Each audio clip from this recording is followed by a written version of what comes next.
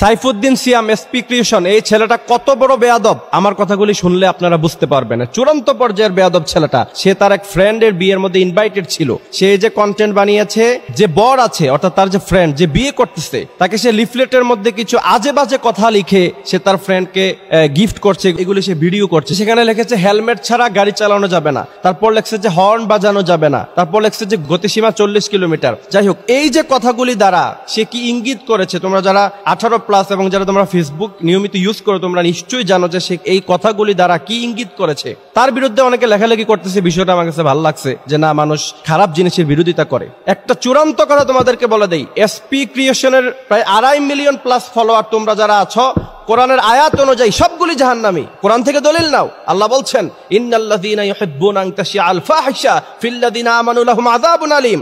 যারা ফাহিশা কাজকে যারা পছন্দ করে এবং যারা সাপোর্ট করে, তারা যারা ফলো করছে, ফিল্লাযীনা আমানু লাহুম আযাবুন আলীম, তাদের জন্য আল্লাহ পাক রেখেছে যন্ত্রণাদায়ক কঠিন শাস্তি। সবগুলি জাহান্নামী। এরপর আমি আরো দেখাই তার যে প্রোফাইল পিকচার।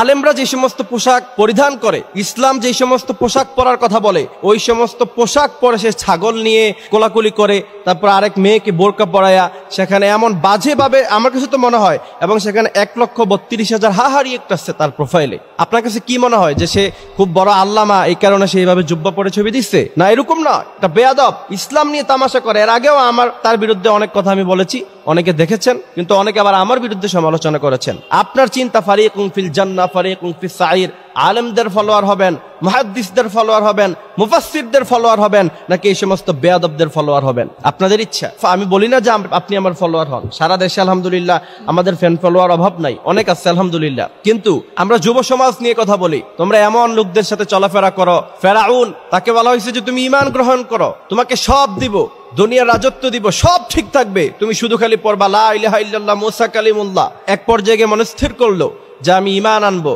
আমি কালিমা পড়বো। তার বন্ধুর কাছে গেল, হামানের কাছে। হামান বলল, বেটা এতদিন ধরে তোমার সাথে আমার সম্পর্ক, আমাকে না জিগে ডিসিশন নিবা?